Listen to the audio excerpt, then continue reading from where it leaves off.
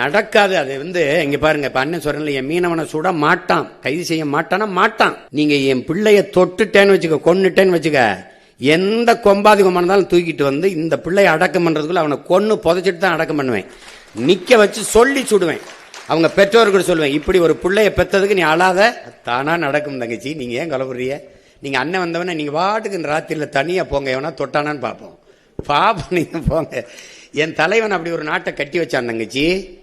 தனியாக உந்தூர்லியில ஒரு பெண் நள்ளிரவுல பயணம் பண்ணுவா, தனியா போவா, ஒரு பய தொட மாட்டான். என் மாநாட்டில் 6.5 லட்சம் பேர் கூடியிருக்கான். ஒரு தொல்லை, ஒரு பிள்ளைய தொட்டான், இடிச்சான், கேள்வி பண்ணா, ஏதாவது சொல்லு பார்ப்போம். அவங்க பணத்தை வச்சு செய்யறாங்க. நான் என்னுடைய இனத்தை முன்னிறுத்தி அரசியல். அண்ணா வணக்கங்கண்ணே, நான் D.A கரஸ்பாண்டன்ட். இன்னைக்கு நிறைய இன்ஃப்ராஸ்ட்ரக்சர் சம்பந்தமா ஃபார்மர்ஸ் இது சம்பந்தமா எல்லாமே நம்ம கொடுத்துருந்தோம். போன வாட்டி பாசிபிள் இல்லை அப்படின்னு நிறைய விஷயங்கள் சொல்லப்பட்டிருந்துச்சு. இந்த வாட்டி அதை பாசிபிளுக்கு கொண்டு வர மாதிரி நிறைய ப்ரூஃப் சொல்லியிருக்கீங்க. விவசாயிகளுக்கு நீங்க எப்பயுமே ஃபர்ஸ்ட் இம்பார்ட்டன்ஸ் கொடுத்துட்டு இருந்த லோகோ ஒன்று, எம்ப்ளம் ஒன்று நம்ம இன்னைக்கு ரிலீஸ் பண்ணியிருக்கோம். அது என்ன இன்டென்ஷனல்ல நம்ம விட்டுருக்கேன்? ஆல்ரெடி நம்மளுக்கு ஒரு எம்ப்ளம் இருக்கு. இல்ல இப்ப இல்ல, அது 16ல இருந்து கொடுக்குறேன். நான் ஆட்சிக்கு வந்தா மாத்துவேங்கிறேன். எனக்கு அடையாளங்கிறது ஒரு அது திருவில்லிபுத்தூர்ல இருக்கிற அந்த ஆண்டாள் கோயில் இருக்குல்ல, அதுதான் வச்சிருக்காங்க. அது எனக்கு உலக பொதுமறை தந்த வள்ளுவ பெருமகனார் தான் என் இனத்தின் பெருமை மிக அடையாளம். அதை வச்சு அந்த முத்திரையை மாத்திரம், தமிழ் தாய் வாழ்த்தையே மாத்திரம், தமிழ்நாட்டின் ஆட்சி முறை எல்லாத்தையும் மாற்றும் போது அதை மாத்திரேன், அதை எடுத்துறேன். எல்லாருக்கும் பொதுவா வள்ளுவ பெருமகனாரை எல்லார் வீட்டிலும் இருக்க வேண்டிய திருக்குறள் நூலகத்தில் இருக்கு. உங்களுக்கு புரியுதுன்னு நினைக்கிறேன். அதனால திருவள்ளுவர் தான் எங்களுடைய அடையாளம், அதுதான் தமிழ்நாட்டின் அடையாளமா இருக்கும். அதை மாத்துவேன்.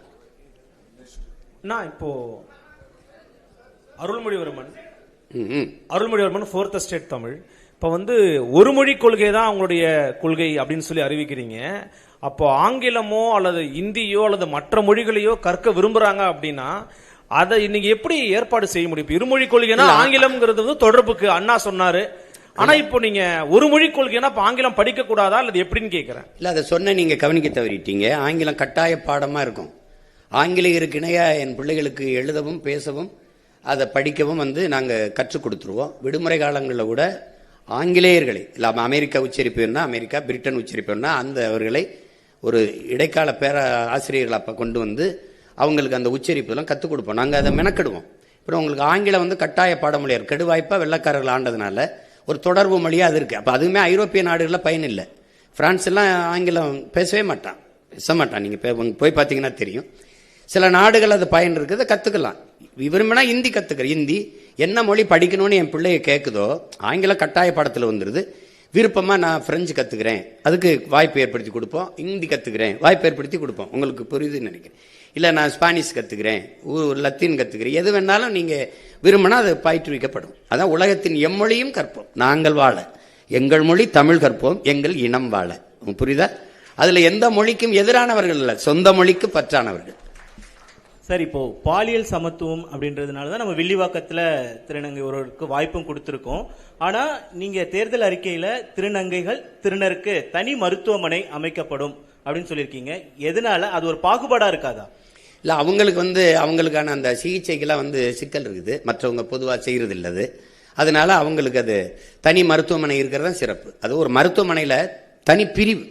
உங்களுக்கு நான் சொல்றது விளங்குதுன்னு நினைக்கிறேன். அது அவங்களுக்கு இருக்கிற அவங்களுடைய கோரிக்கையை தான் நான் சொல்றேன். இப்ப நீங்க ஒரு இதுல இருந்து நீங்க அந்த பாலியல் மாற்றத்துக்கு வருதில்ல, அதை நீங்க பொது மருத்துவமனையில் செய்ய தயாரா இருக்கீங்களா? தனியார் மருத்துவமனையில் செய்ய தயாரா இருக்கீங்களா? இல்லை இல்ல. அப்ப நான் என்ன பண்ண வேண்டியது இருக்கு? மாற்ற வேண்டியிருக்கு. இப்ப நான் உங்களுக்கு ஒரு கேள்வி கேட்கிறேன். தனியார் பள்ளி கல்லூரியில் இருக்க தங்கும் விடுதியில தாழ்த்தப்பட்ட மாணவர்களுக்கு என்று தனியா விடுதி இருக்கா? இல்ல. ஏன் அரசு பள்ளியில மட்டும் இருக்கு, அரசு கல்லூரியில மட்டும் இருக்கு? யார்கிட்ட தீண்டாம இருக்கு? யார்கிட்ட இருக்கு? அரசு கிட்ட இருக்கு. நீ தனியார் முதலாளி அந்த பள்ளிக்கூடத்தில் போய் நின்ன சாதியா அந்த சாதியில ஒன்னா இருந்து படிக்கிறான், ஒன்னா சாப்பிடறான்ல, ஏன் நீ ஓம் பள்ளிக்கூடத்தில் தனியா தங்க விடுதி வைக்கிற? ஒன்னா வைக்க முடியல. இப்ப நான் வரும்போது நீ எப்படி பண்ணுவியா? நீ தனியா விடுதி கேட்பியா? தனியா சொல்லுவியா? நீ ஒரே விடுதியில படி, என்ன சான்றிதழ் புடி, எங்கேயாவது போ. அதையே சாதிக்க முடியல. அப்போ அது அவங்களுக்கு தேவை. அவங்க என்கிட்ட வச்ச கோரிக்கையை தான் அதுல வச்சிருக்கேன். அதனால அது பொது மறுப்பை நீங்க ஒன்று கேட்போம். கொரோனா நேரத்தில் ஏதாவது தனியார் மருத்துவமனை ஒரு நோயாளியை எடுத்து மருத்துவம் செஞ்சதா இருக்குதா? முழுக்க முழுக்க அரசு மருத்துவர்களும் அரசு செவிலியர்களும் தான் சேவை செஞ்சு காப்பாற்றினாங்க. அப்போ அது புரியுது இல்லை? அது மாதிரி ஒரு நிலைமை அவங்களுக்கு இருக்கிறனால ஒரு பொது மருத்துவமனையில் அவங்களுக்கு தனி பிரிவு, அவங்களுக்கு தனி மருத்துவம். அது உடல் உறுப்பு அறுவை சிகிச்சை செய்யறதுக்கு அவங்க படுற அந்த துயரத்தை நீங்க சொல்லி கேட்டீங்கன்னா அவங்களுக்கு நான் சொல்றதுல அந்த மதிப்பு தெரியும். இப்போ நீங்க சொல்ற விஷயம் எல்லாருமே மிக சூப்பரான சிந்தனைகள், தற்சார்பு பொருளாதாரம், பால் வளத்திலிருந்து எடுக்கக்கூடிய அந்த பொருளாதாரம் எல்லாமே நீங்க பேசும்போது வெறும் பால் இல்ல, வெறும் பால் எல்லாமே குறிப்பா அந்த பால்னு சொல்றது 3 லட்சம் கோடி ரூபாய் அளவுக்கு நீங்க பேசும்போது இது எல்லாமே நீங்க சொல்றது ரொம்ப சூப்பரான ஒரு விஷனரியா இருக்கு. ஆனா இது ஏன் மக்கள்கிட்ட கொண்டு போய் சேரல? ஏன்னா 2500 ரூபாய் கொடுக்கறது, 2000 ரூபாய் கொடுக்கறது, 5000 ரூபாய் கொடுக்கறது மக்கள்கிட்ட வரவேற்பை பெறும் பொழுது இது ஏன் போய் சேர மாட்டேங்குது? அதை நம்ம சேர்க்க தவறிட்டோமா? இது என்ன காரணம்? அதுல என்ன சிக்கல் இருக்குன்னா, இங்க ஆட்சியில இருக்கிறவங்க இத பொது புத்தியில இப்பவுமே சீமா ஆடு மாடு மேய்க்க சொல்றான், சீமா வேளாண்மை செய்ய சொல்றான். அது இப்ப உங்களுக்கு எங்க கிராமத்திலேப்பா 10 ஏக்கர் வச்சு வேளாண்மை செய்யறவனுக்கு பொண்ணு கொடுக்க மாட்டாங்க. மாப்பிள்ளை எங்க இருக்காருன்னா துபாயில இருக்காருங்க. துபாய் மாப்பிள்ளைம்பாங்க, துபாய்க்கே கட்டி கொடுக்க போற மாதிரி. அது ஒரு நோய் தானே. அவன் அங்க போய் ஒட்டகம் தான் மேய்ப்பான். இப்ப இங்க வேளாண்மை செய்யறவனுக்கு மதிப்பு இருக்காது. அப்ப அதுக்கு மதிப்பு உயர்த்தணும்னா அது அரசு பணி ஆகுனாதான் மதிப்பு ஏறும் உங்களுக்கு. அப்ப நீங்க அதுக்கு கவர்மெண்ட் வேலைடா, அரசாங்க வேலை அப்படின்னா என்ன பண்ணுவேன்? நீங்க நான் மருத்துவத்தை உங்களுக்கு கொடுத்துட்டேன்னா தம்பி, கல்வியை நல்லா உங்க பிள்ளைகளுக்கு கொடுத்துட்டேன்னா, நீரெல்லாம் விநியோகம் பண்ணிட்டேன்னா, இப்போ நீங்கள் 1000 ரூபா கொடுக்குறீங்க, எங்கள் அம்மா 30 குடுவை வாங்குறா தண்ணி. ஒரு குடுவை எவ்வளோ? இந்த 1000 ரூபாய்க்கு தண்ணியே வாங்கி குடிக்க முடியாதே. நான் தண்ணியை கொடுத்துறேன்றேன், தடையில்லாத மின்சாரம் தந்துடுறேன் குறைந்த கட்டணத்துக்கு, ஏன்னா நானே உற்பத்தி செஞ்சிடறேன்ல. அப்படிங்கும்போது உங்களுக்கு ஒரு 10,000 சம்பளம் கொடுத்தோன்னா நீங்கள் செலவு பண்ணிடுவீங்களா தம்பி? எவ்வளவு பொருளாதாரம் எங்கே போகுது என் குடிகளுக்குன்னா மருத்துவம், கல்விக்கு, குடிநீருக்கு தான் போகுது. அதை நான் முழுக்க குறைச்சிடறேன். சுத்தமாக அதை மறந்துரு, நீ இதை மறந்துரு, நான் தந்துடுறேன், வேற சொல்லு, அது ஏன் பொறுப்புன்ட்டல்ல அப்படின்னு சொல்லிடுது. அரசு பொறுப்பேற்றுது. இது என்னன்னா இவங்க பொது புத்தியில இது ஒரு இழிவா பேசி பேசி ஆடு மாடு மேய்க்க சொல்றான், ஆடு மாடு மேய்க்க சொல்றான். அப்ப சாராயம் வைக்க சொல்ற, சாராயம் ஊத்தி கொடுக்குறான்ல, எம்எஸ்சி எம்ஃபில் படிச்சுட்டு தானே ஊத்தி கொடுக்குறான். உங்களுக்கு தெரியாது, தமிழ்நாடு சட்டசபையில் ஐயா எடப்பாடி முதல்வர் இருக்கும்போது 400 பேர் வாயிற்காவலர் வேலைக்கு 400 பொறியாளர்கள் நினைச்சிருந்தாங்க. இங்க ஒரு கோட்பாடு இருக்கு தம்பி, எந்த வேலையும் செய்யலாம் இழிவல்ல, எந்த வேலையும் செய்யாமல் இருப்பதான் இழிவுன்னு ஒரு கற்பிதத்தை கொடுக்கணும். எந்த வேலையும் செய்யாம இருக்கிறதாண்டா இழிவு. இப்ப நீங்க தச்சு வேலைக்கு வர்றதில்ல, கம்பி கட்டுறதுக்கு வர்றதில்ல, கொத்தனார் வேலைக்கு வர்றதில்ல, எந்த வேலைக்கு நீங்க வர்றதில்ல. ஆனா இதையெல்லாம் தான் அப்படியே போய் வெளிநாடுகளை செய்றீங்க. அப்ப அது என்னன்னா, கழிவறை கழுவுனாலும் கண்ணுக்கு தெரியாம இப்ப கழுவணும்ன்ற உளவியல் நோய். அதுதான் தப்புங்கிறேன் நான், அது தப்புங்கிறேன். நீ எந்த வேலையும் செய்யலாம், மதிப்பு மிக்கது. அப்ப அதை கொண்டு வரணும்னா நான் அரசுன்னு சொன்னாதான் அது பெருமைக்குரியதா தெரியுது. அப்ப நான் வரும்போது ஒரு தடவை பண்ணி காட்சிட்டேன்னா சரிதான் அப்படின்னு மக்களுக்குள்ள அதான் சொல்லணும், ஒரு விழிப்புணர்வு வரணும். இப்ப இலவசத்துல இழக்கிறாங்க. இந்த பணத்தை எங்க இருந்து? இப்ப 5000 ரூபாய் 6800 கோடி முதலீடு பண்ணிருக்கு. 6800 கோடி அரசு காசை எடுத்து தன் வாக்கை உறுதி செய்யுது. இப்ப எவ்வளவு கொடுமையான நிர்வாகம் இது, யாருமே கேட்கல. இப்ப நம்ம இப்ப உங்ககிட்ட அதிகாரம் இருந்துச்சு கொடுத்துட்டீங்க, என்கிட்ட ஒண்ணுமே இல்லை. இது எப்படி ஜனநாயகத்தில் சம வாய்ப்பு சம உரிமை நீங்க சொல்றீங்க? நீங்களும் தேர்தலை சந்திக்கிறீங்க, நானும் தேர்தலை சந்திக்கிறேன். எப்படி சம வாய்ப்பா இருக்கும்? உங்கள்கிட்ட அதிகாரம் இருந்து டப்புன்னு காசு எடுத்து கொடுத்துட்டீங்க. ஒரே நாள்ல 1,31,00,000 வங்கி கணக்கில் போட்டீங்க. இப்ப நான் என்ன செய்யலாம்? எப்படி இருக்கு? இப்ப இதுதான் ஆபத்து. நீங்க கொண்டு போய் சேர்க்கலைங்கிற அண்ணன் ஒரு குரல், என்னை சுத்தி என் பிள்ளைகளின் குரல், நாங்க எடுத்து பேசுறோம். என்னை முறியடிக்க இவர் இதோ சொல்லுவாரு, இது சொல்லுவாரு. கியூபா வேற ஏதாவது வளம் இருக்கா கரும்பை தவிர? இல்ல.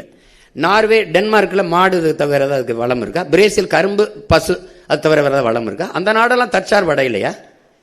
அப்போ ஒரு வளத்தை வச்சு ஒரு நாடு சிறந்த கட்டமைப்புகள் இருக்கும்போது இவ்வளவு நிலமும் வளமும் வச்சு மனித ஆற்றலை வச்சு ஏன் நாடு ஏன் வறுமையில் இருக்கு? ஏன் நாடு ஏன் இலவசத்துக்கு இருக்கு? எனக்கு எல்லாம் இருக்கு. நான் ஏன் கையேந்தனும் சாப்பாட்டுக்கு, இலவசத்துக்கு? இப்ப அது அந்த அருமை புரியாது. நீங்களுக்கு எடுத்தோன்னே தம்பி அண்ணன் உங்களுக்கு சொல்றேன், பெட்டி கடைக்கு போனீங்கன்னா வாழைப்பழம் அப்படி தொங்கும், இப்படி வாழைத்தார் இப்படி தொங்கும், அது தலைகளாக நிற்கும், தவம் இருக்கும். என்னை சாப்பிட்டுட்டே, நான் நல்லவன்டா டே, உனக்கு நல்லதா டே, என்னை சாப்பிட்றான்னு அதை கவனிக்க மாட்டான். இப்படி உள்ள வச்சிருப்பான் சிகரெட்டு, பான்பராக்கு, அதை வாங்கிட்டு குடிச்சிட்டு போவான். இப்போ ரொம்ப நாளாக நான் தலைகளாக தொங்குறேன் இந்த வாழைப்பழம் மாதிரி, அது ஏற்று பார்க்கல. இதைத்தான் ஐயா இறை என்று சொல்றாங்க. இந்த மக்கள் பாதரச வெளிச்சத்தில் பௌர்ணமி வெளிச்சத்தை மறந்தவர்கள், இவர்கள் வண்ண வாசனை திரவியத்தின் வாசத்துல வண்ண மலர்களின் வாசத்தை மறந்தவர்கள்னு. அப்படிதான் விழிப்புணர்வற்ற சமூகத்தில் நடிப்பவனுக்கே முதலிடம் கிடைக்கும்ங்கிறார் ஐயா. அதுக்கு சான்றுன்னு சொல்றாரு. எப்படின்னா, ஒரு பள்ளிக்கூடத்தில் மாறுவேட போட்டி நடக்குது. சார்லி சாப்ளின் மாதிரி நடிக்கணும். முதல் பரிசு ஒரு மாணவன் வந்துட்டான், ரெண்டாவது பரிசு ஒரு மாணவன் வந்துட்டான், மூணாவது பரிசு ஒரு ஆள் வர்றாரு. அது உண்மையிலே சார்லி சாப்ளினுக்கு மூணாவது பரிசு. பாத்தீங்கன்னா அவரை மாதிரி நடிச்சவன் முதல் பரிசு, அவருக்கு மூணாவது பரிசு. அப்ப நடிப்பவனுக்கே முதலிடம் கிடைக்கும் விழிப்புணர்வற்ற சமூகத்தில் எழுதுறவள ஐயா எழுதியிருக்காரு. அது மாதிரி அவர் அதுக்கு நிறைய சான்று சொல்றாரு. ஒரு பண்ணி மாதிரி ஒருத்தன் கத்துறான், சின்ன வயசு பண்ணி, பெரிய வயசு பண்ணி, நடு வயசு பண்ணி மாதிரி நல்லா கத்துறான். அவனுக்கு தெருவில் கத்தும்போது நிறைய காசு வருது, அதை வச்சே சாப்பிட்டுக்கிட்டு இருக்கான். ஒரு நாள் என்னை மாதிரி ஒருத்தன் வரான், டேய் உன்னை விட அருமையை நான் கத்துவேன்டான்னு கத்துனோன்னு கத்தி காட்டுறோம். போட்டி இந்த மாதிரி மேடையில் எல்லாம் உட்காந்துருக்கான் அவங்கள மாதிரி. நான் கத்துறேன், இவன் போலி அவன் தான் நல்லா கத்துறான், ரொம்ப நாளாக கத்திக்கிட்டு இருக்கவனுக்கு தான் ஆதரவு அதிகமாக இருக்கு. கடைசியாக ஒரு நாய் நீ பாட்டுற அப்படின்னு ஒரு சாக்கு, ஒரு கோணி சாக்கு போட்டு இருந்தா உண்மையிலே ஒரு பண்ணி படுத்திருக்கு. அதுதான் இவ்வளவு நேரம் கத்திச்சு. அப்ப இவர் என்ன சொல்றாரு, டேய் உண்மையான பன்னியின் சத்தத்தை இந்த போலியை கேட்டு கேட்டு கேட்டு மறந்துட்டீலடா, நான் இவ்வளவு நேரம் நான் கத்தலடா, அந்த பண்ணி தாண்டா கத்திச்சுன்னு.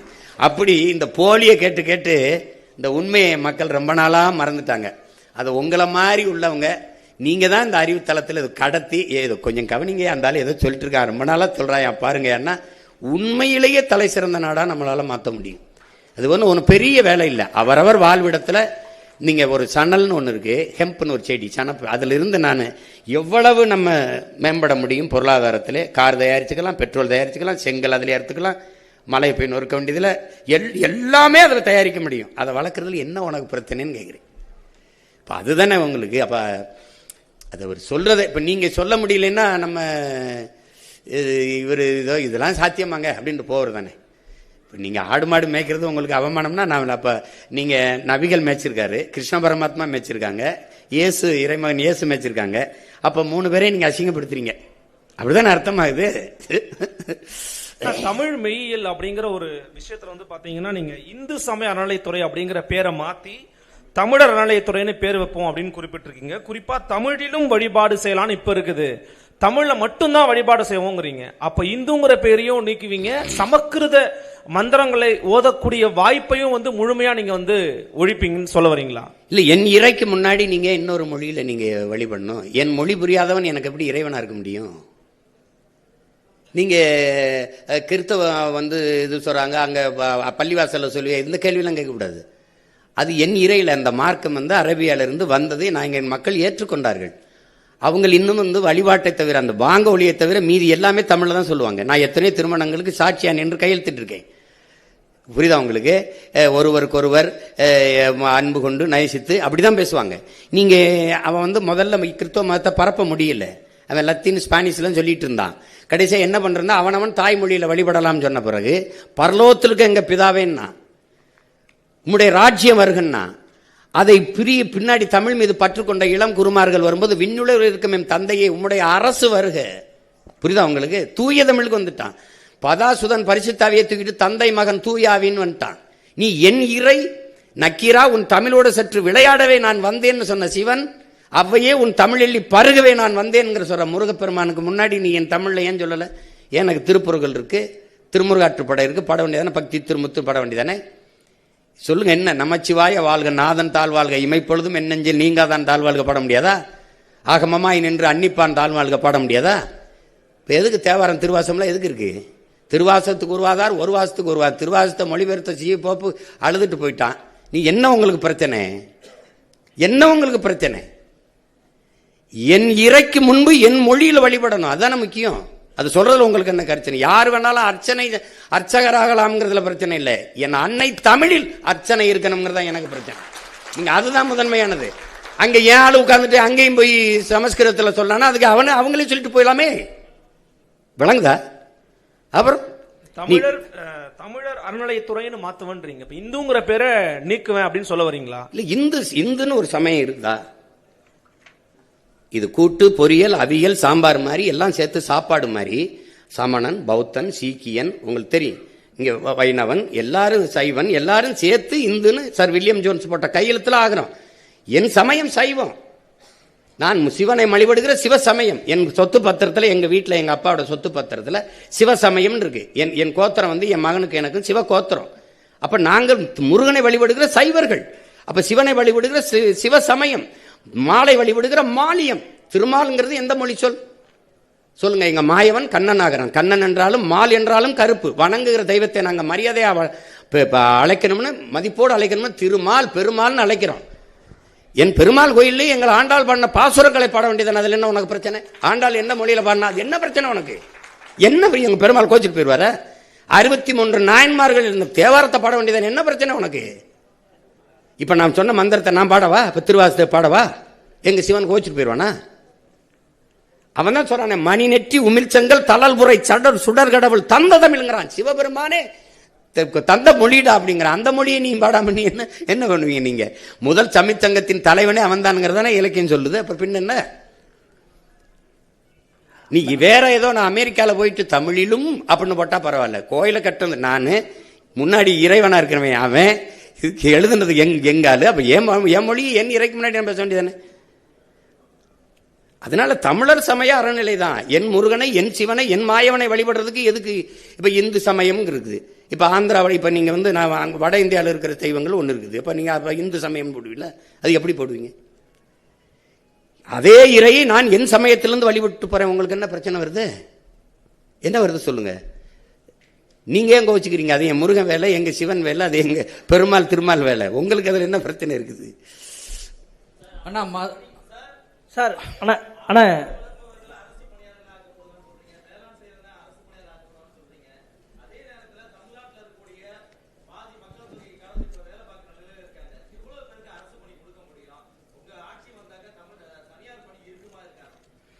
நீங்க இப்ப எது தனியார் பணின்னு சொல்லுங்க. என்ன எந்த பணி இருக்குன்னு சொல்லுங்க. உங்களுக்கு யாரோட தொழிற்சாலை? கொண்டாய் முதலாளி அவர் இங்க வந்தாரு. 1 டன் எடையுள்ள கார் தயாரிக்க 4,80,000 லிட்டர் தண்ணீர் தேவைப்படுது. அது மறை நீர்னு சொல்றோம், ஆங்கிலத்தில் வெர்ச்சுவல் வாட்டருங்கிறோம். 15 லட்சம் கார் 50 லட்சம் கார் ஏற்றுமதி செய்யறீங்க. நீங்க இந்த கொரியன் முதலாளிக்கு தமிழ்நாட்டு இளைஞருக்கு வேலை கொடுக்கணும்னு என்ன மாரியத்தாவில் வேண்டிட்டாரா? இல்ல திருப்பதி வெங்கடாசலில் வேண்டிட்டாரா? இங்கே மனித உழைப்பு மலிவா கிடைக்குது. நிலத்தடி நீரை வடமலால் உறிஞ்சிக்கலாம். உற்பத்தி செய்யற பொருளை விரைந்து எடுத்துட்டு போல 8 வழிச்சாலை 4 வழிச்சாலை இருக்கு. தடையற்ற மின்சாரம். ஒரு அரை மணி நேரம் மின் இழப்பு ஏற்பட்டா உற்பத்திக்கு ஏற்படுற இழப்பை மத்திய மாநில அரசுகள் ஈடுகட்டும்னு புரிந்துணர்வு ஒப்பந்தம் இருக்கு. அதனால நீ வர்ற, எனக்கு வேலை கொடுக்க வர்ற, உனக்கு வேலை தானே வேணும், அரசாங்க வேலை. நான் தர்றேன் அதே நிலத்தை வச்சு. உனக்கு என்ன பிரச்சனை? காரை ஏற்றுமதி செய்யற, சோறை இறக்குமதி செய்யற. நான் சோறை ஏற்றுமதி செய்யறேன், காரை இறக்குமதி செய்யறேன். That's all your honour. நீங்க என்ன நீங்க பேசிக்கிறீங்க? நீங்க ஒரு ஆரஞ்சு பழத்தை விளைய வச்சான் பிரான்ஸ், 50 லிட்டர் தண்ணீரை குடிக்குது. புளிஞ்சா 1/2 கிலோ கோவலை கூட வரல, நிப்பாட்டான்ட்டான். ஏன்னா இங்கிலாந்து பொருளாதார மேதை ஜான் ஆண்டனி ஆலன் சொல்றான், இந்த ஆசிய கண்டத்தில் இருக்கவன் தான் அந்த பணத்தையும் தங்கத்தை வச்சு பொருளாதாரத்தை மதிப்பிடுறான். ஐரோப்பிய கண்டம் நாடு முழுமைக்கும் அவன் நீர் பொருளாதார கொள்கைக்கு வந்துட்டாங்கிறான். எந்த நாடு நீர் அதிகமா வச்சிருக்கானோ அவன் தான் பணக்கார நாடுன்னு வந்துட்டான்ங்கிறான். அப்ப நீ என்ன பண்றான்? அவன் பிரான்ஸ் ஆக நீர் ரொம்ப திங்குற, கண்ணுக்கு தெரியாம கலபுதுறான், நிப்பாட்டான்ட்டான். சீன பன்னிக்கறியை விரும்பி சாப்பிட்டான். 1 கிலோ கறி வர 8600 லிட்டர் தண்ணி தேவைப்படுது. 1 கிலோ கறி பன்னிக்கறி மேசைக்கு வர. வளர்ச்சியை நிற்பா, வளர்ப்பதை நிறுத்துறான்ட்டான், இறக்குமதி பண்ணிக்கிறோம்ட்டான். ஏன் இவன் இதே கொரியன் முதலாளி அவன் ஊர்ல கொரியால உட்காந்து இந்த ஃபோர்டு இந்த கொண்டாய் காரை தயாரிக்க வேண்டியதானே? ஏன் நான் வேணான்னு சொல்லையே? உனக்கு வேலை தானே, அது நான் தர்றேங்கிற. அப்புறம் அவன் கொரிய முதலாளிட்டு வேலை தந்தா தான் காசு உனக்கு இனிக்குமா? நான் கொடுத்த காசு கசக்குமா என்ன?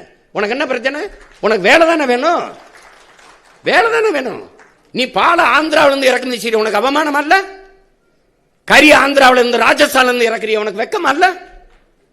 வெக்கம் அல்ல? ஏன் உனக்கு ஆடுமா? நீ மேய்க்காத, உனக்கு நீ வெளியில போ, உனக்கு மேய்க்க, நான் மேய்ச்சிக்கிறேன், உனக்கு என்ன? ஆனா கறி தின்ன கட்டி வச்சு உதச்சு போடுவேன். விளையாட்டு பண்ணிருக்கீங்களா? எது அவமானம்னு பாரியா? அரசு சாராய கடை திறந்து வச்சு குடிக்க வைக்குது, அங்க படிச்சவனை ஊத்தி கொடுறாங்குது. என்ன நீ மெச்சிட்டு நீ? அது போய் அது அரசு வேலையா இருக்கலாம். நான் சொல்றது அரசு வேலை. உலகத்துக்கு சோறு போடுறவன் அரசு வேலையா இருக்கலாம், இருக்கக்கூடாது. அவன் சொல்றான்டா என் பாட்டேன், சுழன்றும் ஏற்பின்னது உலகம், அதனால் உழந்து முளவே தலைங்கிறான். இருந்தோம்பி இல்வாழ்வதெல்லாம் விருந்தோம்பி வேளாண்மை செய்து பொருட்டுங்கிறான். உழவினார் கைமடங்கின் இல்லை விளைவதும் விட்டேன் பார்க்கும் நிலைங்கிறான். எதுவுமே வேணாம், பொன்னாசை மண்ணாசை மக்களாசை எதுவுமே பற்றற்று போன துறவி கூட வாழ முடியாதரா. விவசாயி கைமடங்கி படுத்துட்டான்ங்கிறான். உழவன் இல்லாம ஒண்ணும் இல்ல. உலகத்திலே ஆகச்சிறந்த பொருளாதாரம் வேளாண்மையில் தான் இருக்கு. நான் போட்டிருக்க சட்டை, இந்த காலாட, இந்த காலனி எல்லாம் விவசாயத்திலிருந்து வந்ததுதான். அப்புறம் நீ அது இல்லாம என்ன பண்ணுவ?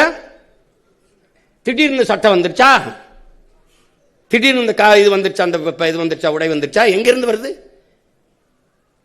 சும்மா எது அசிங்கம்னு தெரியறது இல்ல, எது கேவலம்னு தெரியறது இல்ல. பீஸா பறக்கிறது, கோ குடிக்கிறது உனக்கு நாகரிகம்னா நான் என்ன பண்ண முடியும்?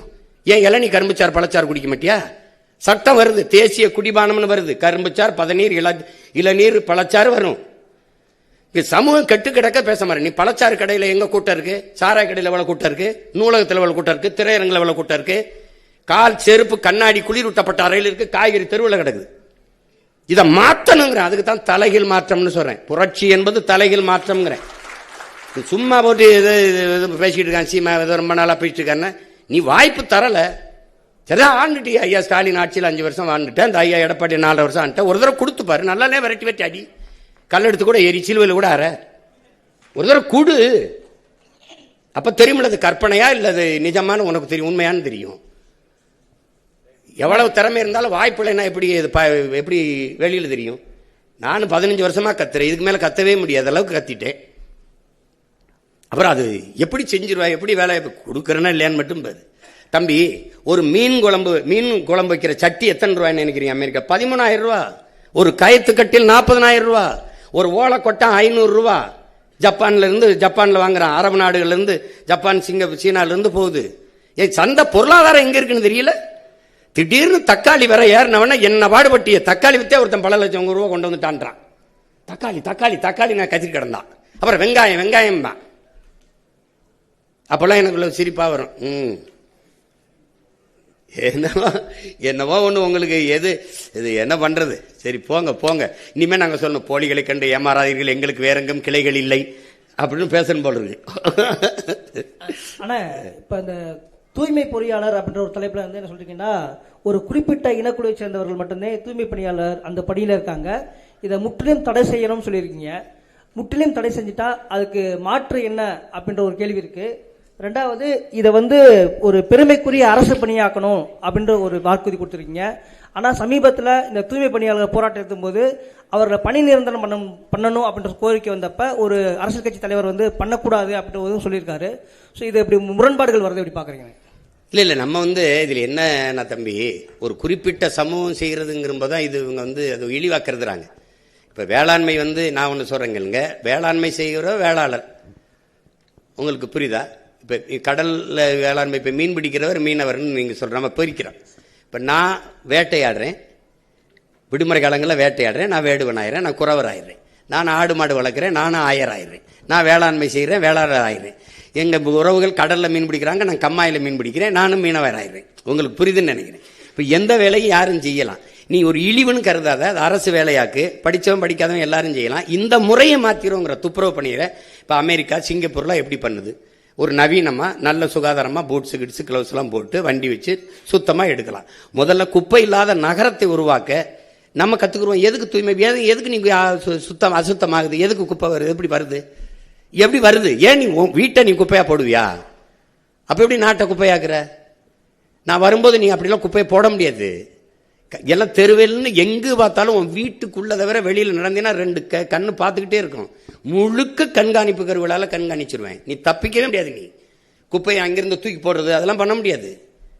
குப்பையை கூட ஒழுங்கா போட தெரியாத நாடு குப்பை மேடா தானே போகும். அதனாலதான் அவங்க தூய்மை பணியாளர் என்பதையும் தாக்கி தூய்மை பொறியாளர்கள்னு மாற்றி அதை அரசு பணியா மாத்துவேன்னு சொல்றேன். நீங்க அந்த குப்பை, அந்த பணியை நீங்க எதுக்கு நான் அதுக்கு குப்பையில தான் வச்சுக்கிறேன்னு நினைக்கிறீங்களா? மரக்கண்டு நடக்கூடாதா? சொல்லுங்க, மரக்கன்று நடக்கூடாது, மற்ற வேலைக்கு பயன்படுத்தக்கூடாதா? இந்த 10 ஆண்டு பசுமை திட்டம், பல கோடி பண திட்டத்தில் பல பேர் வேலைக்கு எடுப்பேன். அப்ப அந்த இடத்துல நீங்க வந்து அந்த பகுதி நேரம் போக, இப்ப தென்கொரியால அவர் என்ன சொல்றாரு, போய் நீ பகுதி நேரம் சண்டை வரும்போது சண்டை போடு, இப்ப மாடு மேய்ன்னு சொன்னாரா இல்லையா? சொல்லுங்க. சொன்னது சிரிக்கிறீங்கல்ல. இப்ப நான் சொல்றது தானே அவர் இப்ராஹிம் டூரை பண்ணி கொண்டிருக்கிறாரு. ஒரு சின்ன பையன் வந்து ஒரு திடீர்னு ஒரு நிலத்துக்குள்ள அவளை பண்ணும்போது நம்மளால பண்ண முடியாதா? ஒரு கனவு இருக்கணும்ல. இப்ப நான் சொல்லும்போது சிரிக்கிறீங்களா? கெஜ்ரிவால் எப்படி பண்ணாப்ல? அந்த 5 ஆண்டுக்குள்ள அந்த இதுல பண்ணிட்டார்ல, அவளை தூக்கி கொண்டு வந்துட்டார்ல. 60 ஆண்டுகளை நீ பண்ணலையே. அப்ப உனக்கு நோக்கம் இல்ல, அவனுக்கு நோக்கம் இருந்தது. அங்க அந்த பெரிய மனுஷன் அந்த பினராயி விஜயன் எப்படி தரத்தை உயர்த்தி கொண்டு போயிட்டாப்ல. பிள்ளைகளுக்கு முதல்ல கொடுக்க வேண்டியது அறிவு தானே, அதை கொடுக்க உனக்கு வக்கு இல்லை. அப்புறம் என்ன நீங்க குடிக்கணும்? படிக்க வைக்கிறத விட்டு குடிக்க வைக்கிறதுல கவனம் பண்ணிட்டு இருக்க. 2000 அரசு பள்ளியை மூடுற, 2000 மதுக்கடையை கூட்டுற. சார் சார் அருந்ததிற்கான உள்ளொதுக்கீடுக்கு வந்து எதிர்ப்பு தெரிவிக்கிறோம்னு சொல்லியிருக்கீங்க. அப்போ உங்களோட நிலைப்பாடு அதுல என்ன, இல்ல மாற்று வழி? இல்ல நீங்க எந்த குடிகளினுடைய இடப்பகிர்வு, ஒதுக்கீடுன்னு சொல்லக்கூடாது, ஒதுக்கீடுன்னு சொல்லக்கூடாது. ஏன்னா ஒதுக்கீடு பண்ணி தான் நம்மளை ஒதுக்கிட்டாங்க. இடப்பகிர்வு தான் பகிர்வு. அதுல என்னன்னா, எங்க பாட்டனார் அயோத்தியாஸ் என்ன சொல்றாரு, நீங்க சமபங்குங்கிறத நான் ஏற்கனவே எதிர்க்கிறேங்கிறாரு. அதுதான் அதுக்கப்புறம் பின்னாடி அண்ணல் அம்பேத்கர் அதை வலியுறுத்துறாரு. எப்படின்னா, சமபங்குன்னா நீங்க பன்னெடுங்காலமா நீங்க மாளிகையில் இருப்பீங்க, நான் மண் குடிசையில் இருப்பேன், நீங்க மேட்டில் இருப்பீங்க, நான் பள்ளத்தில் இருப்பேன். அப்புறம் நீங்க கல்வி மறுக்கப்படாத சமூகம், நான் கல்வி பல ஆயிரம் ஆண்டுகளா பல நூறு ஆண்டுகளா மறுக்கப்பட்ட சமூகம். இப்போ 2 பேரும் ஒரு இடத்துக்கு வரும்போது பொதுத்திறனில் வெல்வது கடினம். இப்போ நீங்க எப்படி நீங்க கவனிக்கணும்னா, 100 நாள் வேலைக்கு போற எங்க அம்மாவுக்கு என்ன உப்பு ஊறுகாய் அரிசி பருப்புக்கு வரியோ அதே வரி தான் சரக்கு மற்றும் சேவை வரி அதானி அம்பானி மனைவியும் கட்டுவாங்க. உங்களுக்கு வரி ஒன்னா இருக்கு, வாழ்க்கை தரம் ஒன்னா இல்ல. அப்ப சமபங்கிறது சரியில்லை, உரிய உரிமை. உங்களுக்கு விளங்குதா? அப்ப அந்த அடிப்படையில் இந்த நாட்டின் குடிகள் எல்லாருக்கும் அவரவர்கள் குடிகளின் எண்ணிக்கைக்கேற்ப உரியதை பிரிச்சு கொடுக்கப்படணும். அதான் எண்ணி கொடு, எடுத்து கொடுக்காதே, அள்ளி கொடுக்காதே, அளந்து கொடு அப்படிங்கிற கோட்பாட்டை முன்வைக்கிறது காரணம் அதுதான். இப்ப எங்கெல்லாம் குடிவாரி கணக்கெடுப்பு, சாதிவாரி கணக்கெடுப்பு கேட்கறது காரணம், நீண்ட காலமா ஐயா ராமதாஸ் நாங்கெல்லாம் கேட்கறது காரணம் அதான். நீங்க அவரவருக்கு உரியது கிடைச்சிட்டா சமூகத்துல போட்டி பொறாமை, உங்களுக்கு உண்டானது உங்களுக்கு கிடைச்சிருச்சுன்னா நீங்க போயிருவீங்க, ஒரு பிரச்சனை வராது. அவருக்கு உண்டானது கிடைச்சிருச்சுன்னா போயிடும். அப்ப எல்லாருக்கும் உரிய கல்வி, வேலை வாய்ப்பு, அரசியல் அதிகாரத்தை சரியா பிரிச்சு கொடுக்கறது கொண்டு வந்தது பேர் தான் இந்த சமூக நீதி. விளங்குதான் அண்ணன் சொல்றது. இப்ப நீங்க ஐயா நாங்க 18 விழுக்காடு எங்களுக்கு இருக்கு. யாருக்கு? பறையர் தேவேந்தர் இருக்கு, ஆதி தமிழ் குடிகளுக்கும் தேவேந்தர். இதுல திடீர்னு எடுத்து உள்ஒதுக்கீடு 3 விழுக்காடு அருந்ததியருக்கு கொடுத்துறாரு. நீ பொதுவில் இருந்தானே இப்ப 10 விழுக்காடு எப்படி கொடுத்தாங்க? பொருளாதார அடிப்படையில் பின்தங்கியவர்களுக்கு பொதுவில் இருந்து அதுல தானே கொடுத்துருக்கணும். நீங்க அவ்வளவு காலம் ஆட்சியில் இருந்தீங்கல்ல, பொதுவில் இருந்து பிரிச்சு 3 விழுக்காடு இல்ல 6 விழுக்காடு கூட கொடுங்க. யார் கேட்க போறா? எனக்கே 10ல 4 நெளிஞ்ச தட்டுல 4 பருக்கை போட்டு சாப்பிட்டுருக்கேன், அதுல 2 எடுத்து கொடுத்தா அப்படி சரி கொடுத்துட்டீங்க விடு. நீ பிசி எம்பிசில இருந்து கொடுத்துருக்க முடியுமா? நீ எதை கொடுத்திருந்தா வெளியில் நடமாடி இருக்க முடியுமா? நான் கேட்கறதுக்கு பதில் சொல்லு. நீ எனக்கு குரல் இல்ல, அதிகார வலிமை இல்ல, அரசியல் வலிமை இல்ல, நான் அப்படின்னால நீ டக்குன்னு கொடுத்துட்ட. ஏன்னா நான் கேட்க வேண்டியவெல்லாம் உனக்கிட்டே 2-3 சீட்டுக்கு வந்து நிக்கிறதுனால நீ ஏன் சீட் எடுத்து கொடுத்துட்ட. சரி கொடுத்துட்ட, அப்ப அதுல என்ன பண்ற? பிரியாரிட்டி, முன்னுரிமை, ஃபர்ஸ்ட் பிரிபரன்ஸ் ஒரு சரத்தை சேர்க்கிறது. அது எப்படி வருதுன்னா, நீங்க உங்களுக்கு நுட்பம் பாருங்க. எங்களுக்கு 18 விழுக்காடு இருக்கு, 3 போயிருச்சு, மீதி 15 இருக்கா? இந்த 15ல இவங்களுக்கு அவங்க 3 அப்படியே, அவங்க வீட்டு சாப்பாடு அவங்க கிட்ட அப்படியே இருக்கு, என் வீட்டு சாப்பாடு இருக்குல்ல இந்த 15, இதுல இவங்க சாப்பிட்டது போக மிச்சம் எனக்கு முன்னுரிமை, இதுலயே அவங்க வருவாங்க, அவங்களுக்கு போக எனக்கு அப்படின்னு சட்டம். இது எவ்வளவு பெரிய துரோகம் பாரு. இப்ப எப்படின்னா, அவங்களுக்கு போக எனக்கு மிச்சம்னா, ஒரு பல்கலைக்கழகத்துல 4 பேராசிரியர் வேலைன்னா எஸ்சிஏ எஸ்சிஏ எஸ்சிஏ எஸ்சிஏ 5 வேலைன்னா 4 போயிருது, மீதி 1 இருக்கு. அதுல நான் பறையர் எடுத்துக்கிறதா, இல்ல தேவேந்திரர் எடுத்துக்கிறதா, இல்ல ஷெட்யூல் டிரைப்ஸ் பழங்குடி எடுத்துக்கிறதா? 1. இப்ப எவ்வளவு பெரிய துரோகம் இது. நீ என்ன பண்ணிருக்கணும்? நீ பொதுவில இருந்து எடுத்து கொடுத்து என்னை பாதிக்காம தற்காந்து இருக்கணும். நீ எடுத்து கொடுத்துட்டு அதுல முன்னுரிமைன்னு போட்டதான் சொல்றேன். நீ கொடுத்தது தப்பு இல்ல, சரி கொடுத்துட்டா விடு, இந்த பிரியாரிட்டியை தூக்கு, முன்னுரிமையை தூக்கு. இப்ப நான் என்ன சொல்றேன், அந்த 3 ரொம்ப நாளா 14 ஆண்டுகளா இழந்துட்டேன், அந்த 3ஓட இன்னும் 2 சேர்த்து 5 போடு, எனக்கு 20 கொடுன்னு கேட்கிறேன். நீ கொடுக்க மாட்டேன், நான் போடுவேன். உங்களுக்கு புரியுதா? அதான் நான் சொல்றது. நீ கொடுத்ததை நான் எடுத்துன்னு சொல்லல, ஏன் கொடுத்தா என்ன கொடுத்துட்ட, இந்த முன்னுரிமை என்னை ரொம்ப இடிக்குதுங்கிற. அதனால அண்ணன் சொல்றது விளங்குதில்லப்பா, அது அப்படிதான் நம்ம சொல்றோம். யாருக்கும் இடப்பகிர்வு வேணாம்னு நம்ம சொல்லல, அவரவருக்கு உரியதை கொடுப்போம்.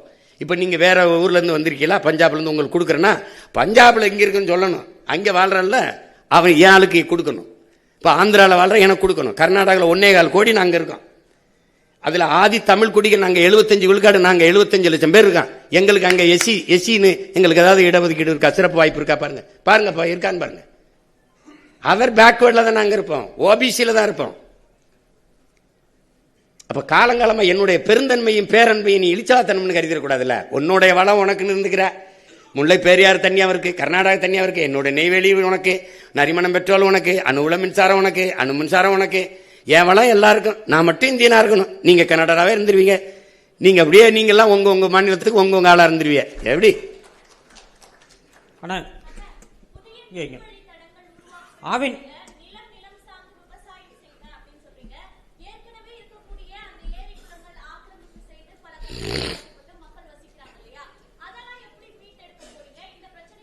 இல்லை அதையெல்லாம் ஒன்றும் செய்ய முடியாது. ஏற்கனவே நானே அதை இடிக்கக்கூடாதுன்னு போராடி இருக்கேன். அதை இடிக்க அப்போ கட்ட அனுமதிச்சவனை தான் கொஞ்சம் சரி பண்ணணும், பச்சை மட்டை வச்சு புழக்கணும். நீ அன்னைக்கு ஆக்கிரமிப்புன்னு 60 வருஷம் 60 ஆண்டுகளாக வாழ்ற என் மக்களை இன்னைக்கு ஆக்கிரமிப்புன்னு சொல்றவன் யாரு? ஆக்கிரமிக்கும் போது என்ன பண்ண? நீ முதல்ல ஒரு செங்கலை போய் நட்டான்ல, அவனுக்கு மின் இணைப்பு, வீடு கட்ட உரிமை, எரிகாற்று இணைப்பு, நீர் இணைப்புலாம் கொடுத்தது யாரு? அந்த தெருக்கல்ல பாதை போட்டு கொடுத்த ஐயா வைக்க பேர் யாரு? அவன்கிட்ட வீட்டு வரி வசூலிச்சவன் யாரு? அப்ப இவ்வளவு காலம் வாழ விட்டு இப்பதான் ஆக்கிரமிப்பு உனக்கு இது பண்ணுதா? இப்ப இது ஆக்கிரமிப்புனா அந்த கடற்கரையில 4 கல்லறை இருக்குல்ல, அது ஆக்கிரமிப்பு இல்ல, அது கடற்கரை ஆக்கிரமிப்பு இல்லையா? அதை எப்ப இடிக்கிறது? யார் இடிக்கிறது? கடற்கரை தானே. உனக்கு எப்படி கல்லறையாச்சு? நீ என்ன தேச விடுதலைக்கு என் பாட்டை வாவுச்சி மாதிரி செக்கிழுத்தியா? இல்லை யாரு நீ? எங்க பாட்டை மருது வண்டி தூக்குள்ள தூங்குனியா? தீரன் சின்ன மலை மாதிரி தூக்குள்ள தூங்குனியா? இல்லை என்ன பண்ண? அது நான் இடிக்க மாட்டேன், அதுவா இடியும். அதுவா இடியும். அதனால ஏற்கனவே இருக்கிற நீர்நிலைகளை ஆக்கிரமிப்பு போக மீதியை நான் பராமரிப்பேன். புதிய நீர்த்தக்கங்கள் உருவாக்க அறிவு சமூகம் எல்லாரும் இருக்கிறீங்க. உலகத்துல இயற்கையின் அரும்பெருங்கொடையா நமக்கு தந்தது பள்ளிக்கரணை ஏரி.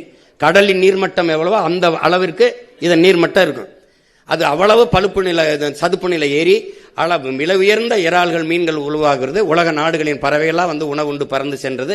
அப்படி ஒரு ஏரியை யாராவது குப்பையை கொட்டி மூடணும்னு யாருக்காவது இப்ப எந்த கொம்பை வந்தாலும் அதை புனரமைக்க முடியாது, சீரமைக்க முடியாது. இருக்கிற கொஞ்சோண்ட பாதுகாக்கலாம், அவ்வளவுதான்.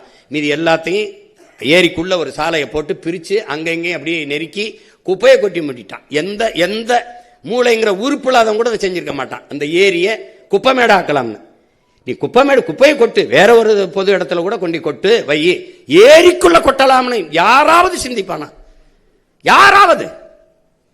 எப்படி கால கொடுமை இதெல்லாம் நினைச்சு பார்த்தாலே நெஞ்சு வெடிக்கும். அதை விட்டுருவோம், வேற ஏதாவது கேளுங்க. ஆனா பால் மற்றும் பால் பொருட்களுக்கு தனியா தொழிற்சாலை அமைப்புன்னு சொல்லியிருக்கீங்க. ஆவின் இதே வேலை தானே செஞ்சிட்டு இருக்கு. இதுல நீங்க என்ன மாற்று செய்ய போறீங்க? என்ன செய்யுது ஆவின்? பால் மற்றும் பால் பொருட்களை தயாரிக்குது, வெளி மாநிலங்களுக்கு வெளிநாடுகளுக்கு ஏற்றுமதியும் செய்யுது. எங்க செய்யுது? நீங்களும் செய்யறீங்க. பால் எங்க இருந்து எத்தனை பேருக்கு வேலை கொடுக்குது? பால் எங்க இருந்து வாங்குது? அது எங்க இருக்கு? தயாரிக்கிற இடத்துக்கு என்னை கூட்டிட்டு போங்க, அந்த பால்ல இருந்து இவ்வளவு தயாரிச்சு இப்படி ஏற்றுமதி செய்யுது, இப்படி பண்ணுதுன்னு. குஜராத்ல இருந்து அமுதம் பால் வாங்கிட்டு இருக்கு, எதையாவது போயிட்டு இருக்குது. ஆந்திரால இருந்து பாலை வாங்கிட்டு இருக்குது அரசு, என்கிட்ட வந்து சொல்லிட்டு இருக்கீங்க. அது இருந்தா நான் ஏன் செய்றேன்? அப்ப நான் அதான் செய்யறேன்னா நீ ஆடு மாடு வைக்கிறது அசிங்கம்ங்கிற, என்னை அசிங்கம் 4 கோடி 3 கோடி லிட்டர் பாலை கொண்டு வருவோம்ங்கிறாரு. எங்க குழாயில இருந்து பிச்சுவீங்களா, மாட்டுக்காம்பல இருந்து பிச்சுவீங்களா? எங்க இருந்து பிச்சுவீங்க?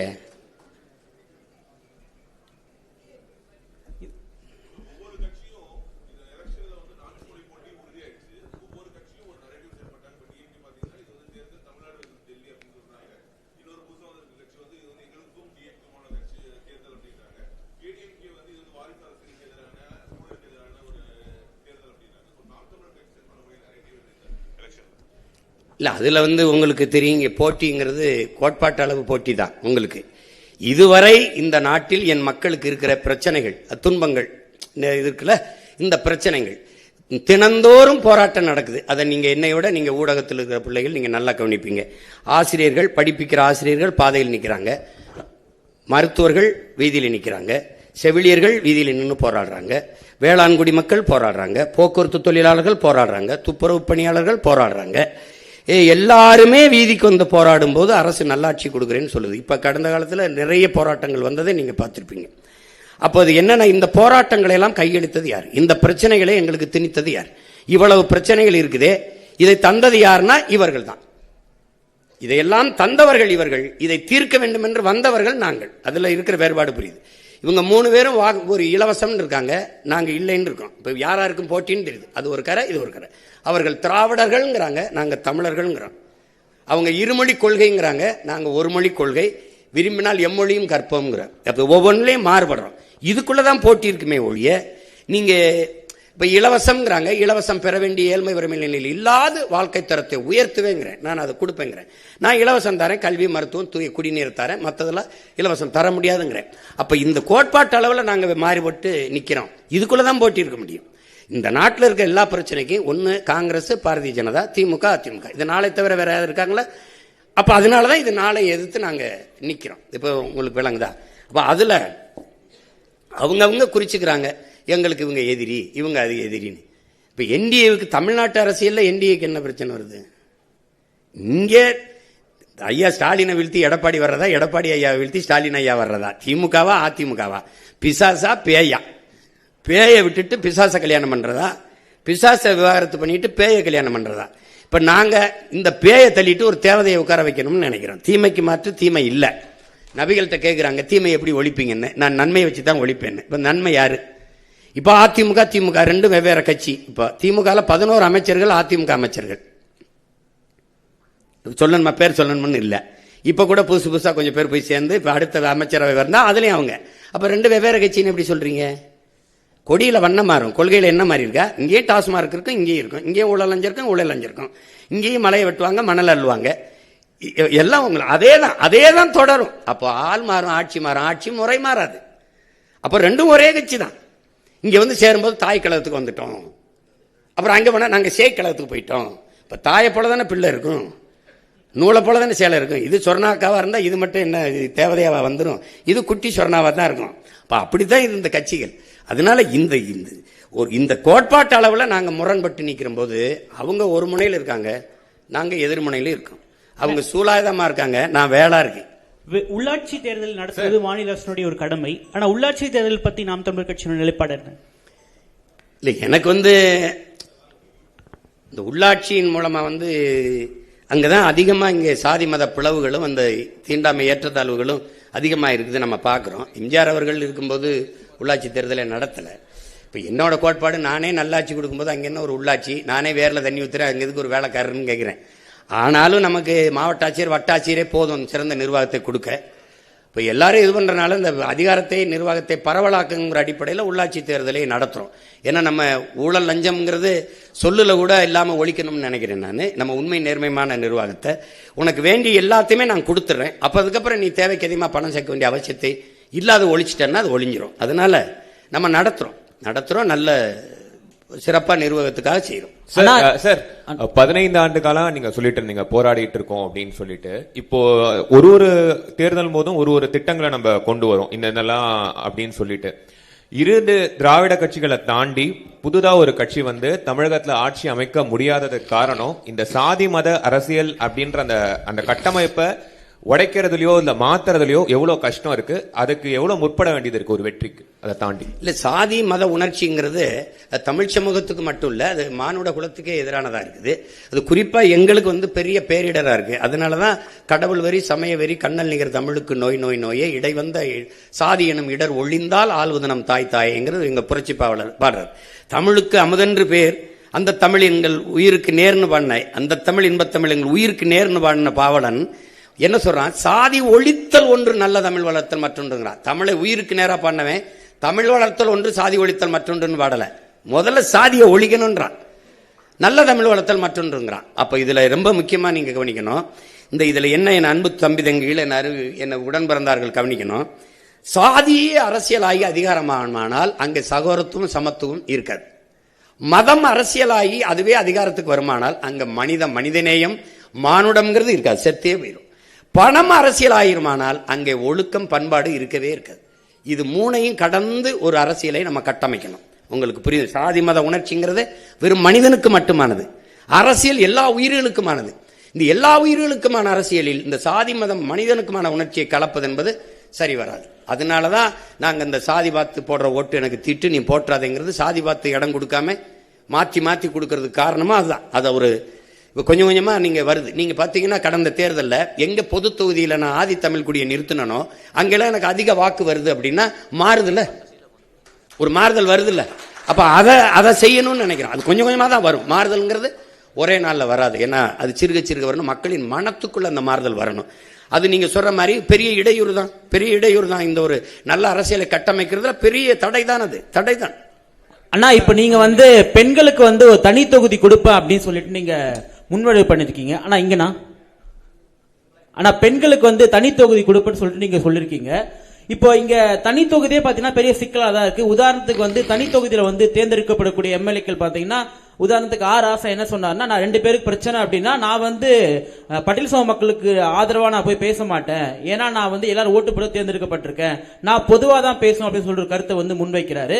அப்ப இந்த தனி தொகுதியை இங்க ஒரு சிக்கலா இருக்கும் பொழுது பெண்களுக்கான தனி தொகுதியை நீங்க என்ன சொல்ல வரீங்க? அதே போல நீங்க அரசியலமைப்பில் நிறைய மாற்றங்கள் வந்து செய்யணும்னு சொல்லும் பொழுது அரசியலமைப்புல வந்து போதியமான அளவுக்கு வந்து பாதுகாப்பு தமிழர்களுக்கு இல்ல நீங்க சொல்ல வரீங்களா? ஆமா, அதுல என்ன ஐயா உங்களுக்கு இப்ப பெண்களுக்கு கொடுக்கறதுன்னா, இப்ப 3 ஆண்கள் போட்டியிடுற தொகுதியில என் புள்ள 117 இடம் நான் பெண்கள் கொடுத்துருக்கேன்னா, எல்லா தொகுதியிலையும் எல்லா கட்சியும் பெண்களை நிறுத்துறது இல்லை. இப்போ 3 ஆண் வேட்பாளர்களோட என் புள்ள ஒரு பெண், என் தங்கச்சியோ ஒரு அக்காவோ போட்டியிடும்போது அது சரியல்ல. அப்போ பெண்களுக்கென்று தனியாக இது பெண்கள் தான் போட்டியிட முடியும். இப்போ உள்ளாட்சியில் வந்து அம்மா ஜெயலலிதா 50 விழுக்காடு கொண்டு வந்த மாதிரி இப்படி கொண்டு வந்துட்டீங்கன்னா அது பெண்களுக்கு சம வாய்ப்பு அரசியலிலும் அதிகாரத்திலையும் கொடுக்குற மாதிரி வந்துடும். அதுதான் சரியான பாதுகாப்பாக இருக்கும், சரியான உரிமை பகிர்வாக இருக்கும். அதை தான் நான் சொல்கிறேன், அதை தான் கொண்டு வரணுன்றேன்.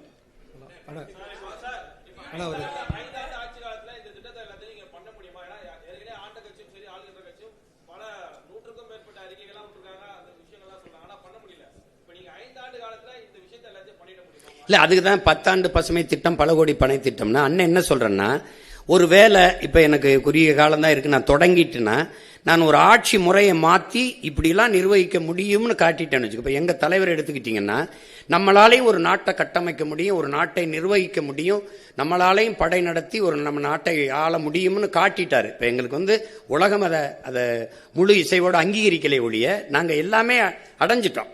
அப்போ அதை காட்டும்போது அந்த கனவு எனக்கு தெரியுது. இப்போ நான் வந்து காட்டிட்டேன்னா என் பிள்ளைக்கு இன்னைக்கு பள்ளிக்கூடத்துக்கு போயிட்டு இருக்கோம், எங்கள் பெரியப்பா எங்கள் மாமா வந்து இப்படி ஆட்சி செஞ்சாரு, இப்போ நான் சொல்கிறேன் என் தாத்தா அப்படி பண்ணா, இப்படி இந்த கொண்டு வந்தா, அணையை கட்டினா, எங்கள் பள்ளிக்கூடம் கட்டினா, அப்படி நான் போட்டு தொடங்கிட்டேன்னு வச்சுக்கிறேங்க, என் பிள்ளைய தொடர்ந்து கொள்வார்கள். என்னுடைய அடித்தளம் உறுதியாயிருச்சுன்னா அழகான கூரையை என் பிள்ளையை போட்டுக்குருவாங்க. நான் அதுவே இல்லாமல் தத்தளிக்கிறேன் பாருங்க. எனக்கு முன்னாடி என் முன்னவர்கள் வந்தவங்கெல்லாம் சமரசம் செஞ்சு தாளலைன்னா எனக்கு இந்த சிரமம் வந்திருக்காது.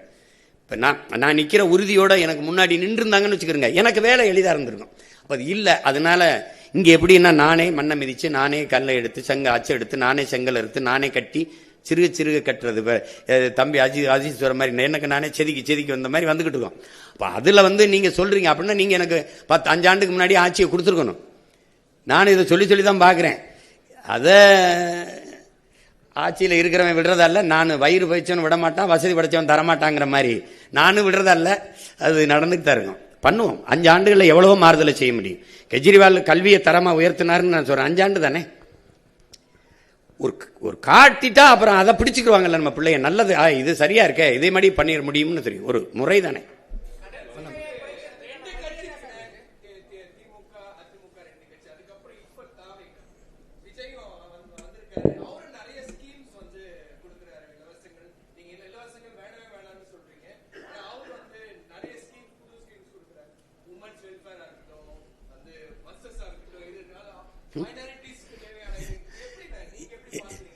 இல்லை நீங்கள் இப்போ நான் என்ன கேட்குறேன்னா, இலவச பேருந்து இப்படிங்க யார் வேணாலும் போகலாம், யார் வேணாலும் வரலான்னா 1 லட்சம் கோடி ஏற்கனவே போக்குவரத்து துறைக்கு இழப்பு இருக்குது.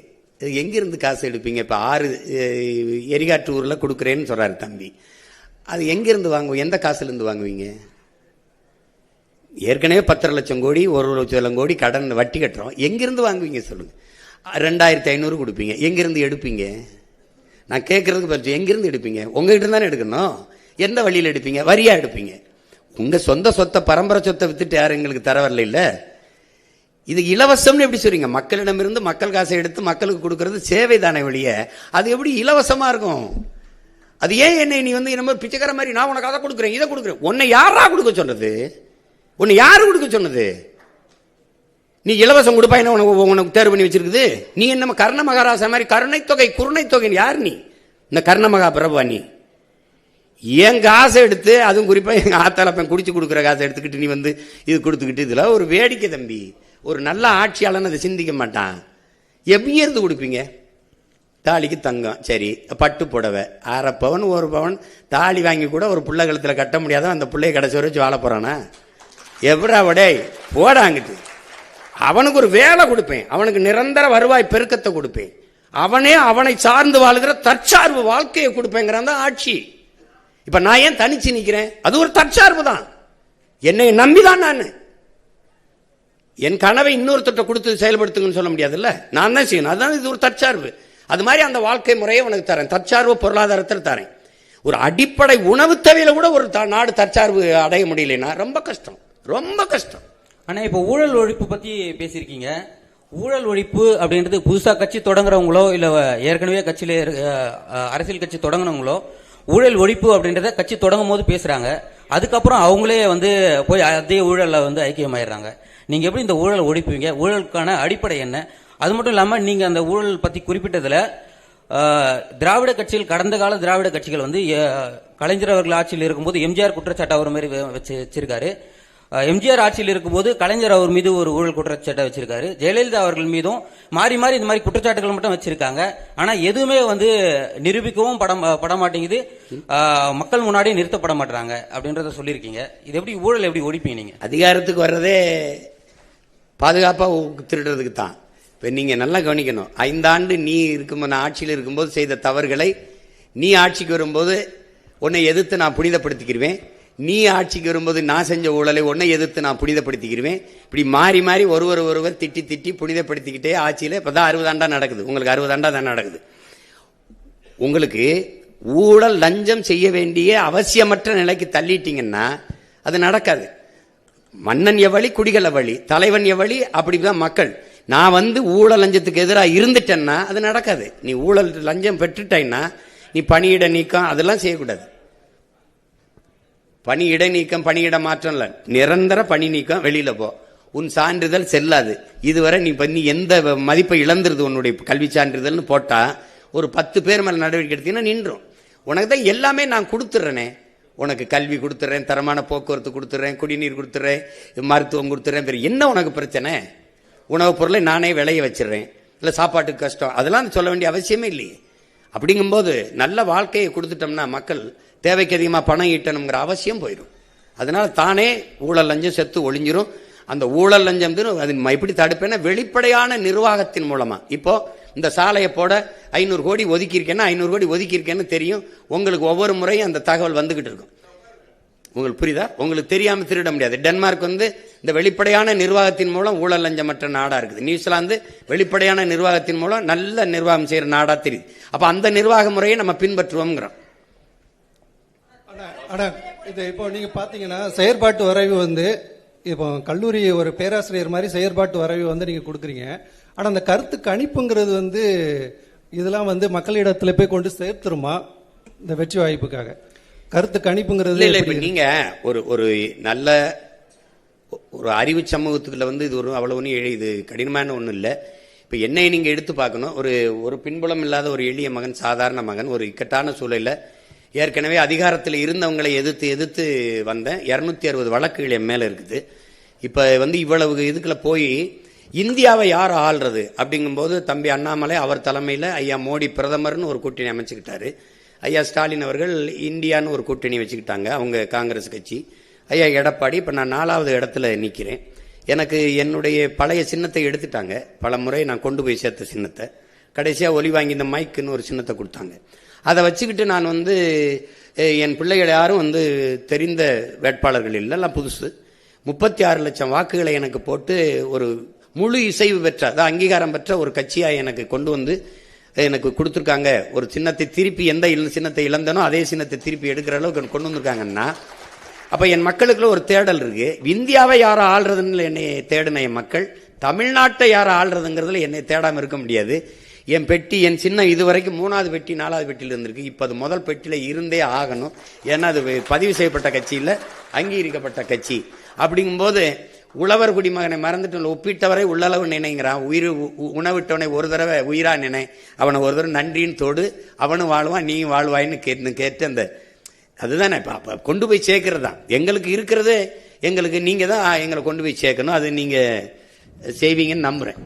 அப்பா 2026 நாம் தமிழர் ஆட்சின்னு சொல்லி செயல்பாட்டு வரைவு கொடுத்திருக்கீங்க. இதை பார்த்து சிறப்பா இருந்தது, எனக்கு பிரம்மாண்டமா இருந்தது, மகிழ்ச்சி. 15 வருடமா நீங்க போராடிக்கிட்டு இருக்கீங்க மக்களுக்காக. இப்ப இன்கேஸ் மக்கள் உங்களை நம்பி உங்களை ஓட்டு போட்டு முதலமைச்சரா தேர்வானால் உங்களோட முதல் கையெழுத்து மக்களுக்கான திட்டங்களா என்ன இருக்கும்? இல்ல, ஒரே முதல் கையெழுத்து நான் முதலமைச்சர் ஆகிற கையெழுத்து தான். அது இல்லைன்னா பதவி செல்லாது. எனக்கு ஒரு 100 இது இருக்குது உங்களுக்கு தெரியுமில்ல, உங்களுக்கு எல்லாத்தையும் சும்மா அது சொல்றத முதல் கையெழுத்து அப்படி ஒன்றும் இல்லை. அது எது அன்னைக்கு அந்த தேவையே இதுதான். நமக்கு உங்களுக்கு தெரியும் 100 கையெழுத்துல தான் இது சரி செய்ய முடியும். அதில் ஆகச் சிறந்ததா நான் நினைக்கிறது, இந்த நாட்டில் வந்து பசிச்சு கிடந்தவங்கிற முறையில் பசிங்கிற சொல்லு இல்லாமல் நான் ஒழிக்கணும்னு நினைக்கிறேன். அது வந்து இந்த நாட்டில் பல கோடிக்கணக்கான பிள்ளைகள் பசியோடு உறங்க போகிறாங்கிறத படிக்கும்போது அவ்வளவு வலி இருக்கு. நான் இங்கே இருந்து என் வீட்டுக்கு தினம் போகும்போது நிறுத்தங்களில் இந்த குழந்தை இப்படி தோளில் போட்டுக்கிட்டு அந்த மயங்கே கிடக்குது. அது என்ன கொடுப்பாங்கன்னு தெரியல. சின்ன பிள்ளைங்க வயசானவங்க எங்கிருந்து இறக்கி விட்டாங்கன்னு தெரியல. நிறுத்தினோன்னு அந்த கையை கூட்டமாக வந்து ஏந்தும் போது ஒரு வலி வரும் பாருங்க, நடா அப்படின்னு. நம்ம பெண்கள் இல்லை வட இந்திய பெண்கள் தான். இப்போ அதில் ஒன்று தோணும், நீ பிச்சை எடுக்கிற வேலை கூட நமக்கு கிடைக்காத ஒருக்கு அதையும் அவன் எடுத்துக்கிட்டான்னு தோணும். ஆனாலும் இந்த நிலைமையில் இன்னும் இருக்குது. பிச்சைக்காரன் சுவிப்பு மிஷின் எடுக்கிற பிச்சை போட்டு காட்டுவேன். நான் வச்சிருக்கேன் அந்த காட்சியை. அது பிச்சைக்காரன் சுவிப் மிஷின் பிச்சை எடுக்கிறத வளர்ச்சின்னு காட்டுது. நான் பிச்சைக்காரனே இல்லாத ஒரு நாட்டை படைக்கிறது தான் வளர்ச்சின்னு நினைக்கிறேன். அப்போ ரெண்டு இந்த முரண்படுது. என்னுடைய பிள்ளைகளுக்கு வந்து கல்வி ஒரு சுமையா இருக்கக்கூடாது, அது ஒரு கனவா போயிடக்கூடாது. நீ என்ன கல்வி நினைக்கிறியோ, மருத்துவமா படி, நீ பொறியாளரா படி, அது எந்த வாய்ப்பையும் அரசு செய்யும். ஏன்னா நான் சொல்றேன், ஒட்டுமொத்த நாட்டு பிள்ளைகளும் என் நாட்டின் செல்வங்கள்னு அதை தூக்கி கொண்டு போகணும். அதுக்கப்புறம் மருத்துவம் வந்து உயிர்காக்கும் மருத்துவம் எல்லாருக்கும் சரியா சமமா தரமா இருக்கணும்னு நான் நினைக்கிறேன்.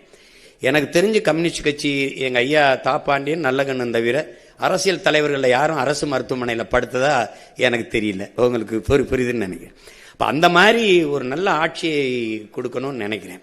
அப்ப ஊழல் லஞ்சத்தை விட்டு உண்மை நேர்மையான நிர்வாகம் அது கொண்டு வரணும்னு நினைக்கிறேன். இப்ப எனக்கு உங்ககிட்ட சொல்றதுக்கு என்ன, என் தலைவனுக்கு ஒரு கனவு இருந்தது. 200 ஆண்டுகளுக்கு பிறகு என் இனம் எப்படி வாழணும்ட்டு. அந்த கனவு எங்களுக்கு கையளிக்கப்பட்டிருக்குது, எனக்கு கடத்தப்பட்டிருக்குன்னு வச்சுக்கிறீங்களேன். இப்போ அதை எப்படியாவது அவர் கனவை அந்த நிலையில் எந்த ஒரு இடத்துல நிறைவேற்றி காட்டிடணும்னு நினைக்கிறேன். ஒரு தடவை என் ஆட்சியில் நீங்க வாழ்ந்து பாருங்களேன், என்னடா இவ்வளவு வேலை செஞ்சிருக்க முடியுமான்னு தோணும். இவ்வளவு பண்ணியிருக்க முடியுங்களா? இந்த தண்ணீரை எப்படி சேமிக்கிறேன், சாலை எப்படி போட்டு பராமரிக்கிறேன், இந்த கழிவுநீர் மழை நீரை எப்படி எடுத்துக்கிட்டு போறேன். ஒரு தடவை வாய்ப்பு கொடுத்தா தானே தெரியும். நான் சொல்லிக்கிட்டே இருக்கேன், நான் நல்லா விளையாடுவேன்ப்பா, நல்லா ஒரு தடவை இறக்கி விடுங்க விளையாடங்கிறேன்.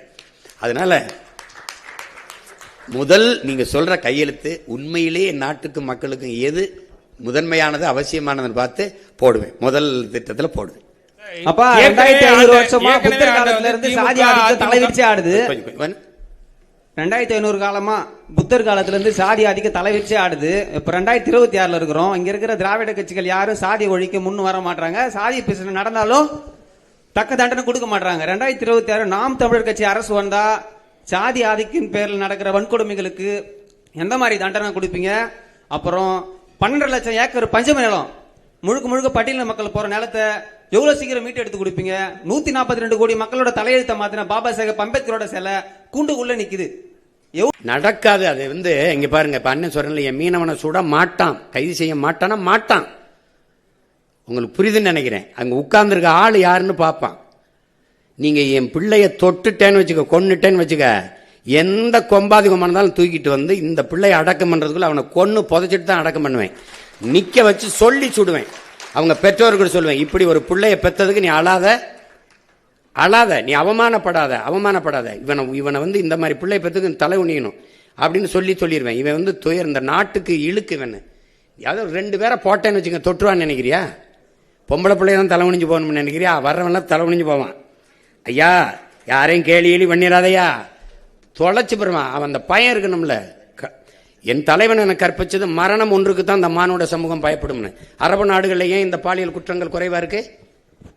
என கடும் சட்டம், பொது வெளியில தூக்கல போட்டுருவான். உங்களுக்கு புரியுதுன்னு நினைக்கிறேன். அதனால அந்த சேட்டையெல்லாம் இங்க செய்ய முடியாது. அது தானா நடக்கும் தங்கச்சி. நீங்க ஏன் கலப்புறீங்க? நீங்க அண்ணன் வந்தவன நீங்க வாட்டுக்கு இந்த ராத்திரியில தனியா போங்க, எவனா தொட்டானான்னு பாப்போம். நீங்க போங்க. என் தலைவன் அப்படி ஒரு நாட்டை கட்டி வச்சான் தங்கச்சி. தனியாக உந்தூர்லியில ஒரு பெண் நள்ளிரவுல பயணம் பண்ணுவா, தனியா போவா, ஒரு பய தொட மாட்டான். என் மாநாட்டில் 6.5 லட்சம் பேர் கூடியிருக்கான். ஒரு தொல்லை, ஒரு பிள்ளைய தொட்டான், இடிச்சான், கேலி பண்ணா, ஏதாவது சொல்லு பார்ப்போம். ஏன்னா அது அது ஒரு ராணுவம். அது ஆட்சி செய்யும் போது அப்படியா அவன் தெரியும், உட்கார்ந்துட்டான் தொடம.